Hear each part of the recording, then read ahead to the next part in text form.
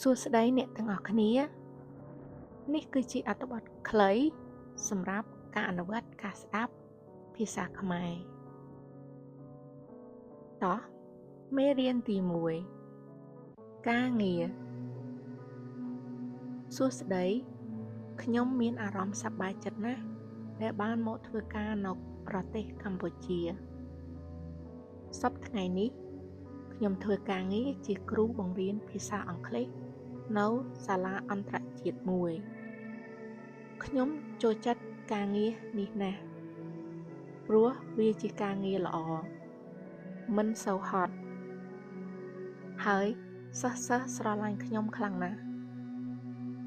ប្រាក់ខែរបស់ខ្ញុំគឺមិនច្រើននោះទេខ្ញុំធ្វើការនៅទីនេះប្រហែល2ឆ្នាំហើយមិត្តភ័ក្តិរបស់ខ្ញុំដែលរស់នៅទីនេះខ្លះធ្វើការជាគ្រូពេទ្យនៅមន្ទីរពេទ្យនិងខ្លះទៀតធ្វើការជាអ្នកគ្រប់គ្រងនៅក្នុងក្រុមហ៊ុនធំៗពួកយើងតែងតែជួបគ្នាដើម្បីញ៉ាំបាយនៅថ្ងៃចុងសប្តាហ៍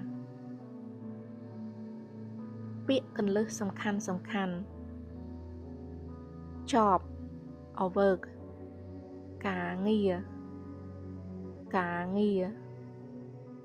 salary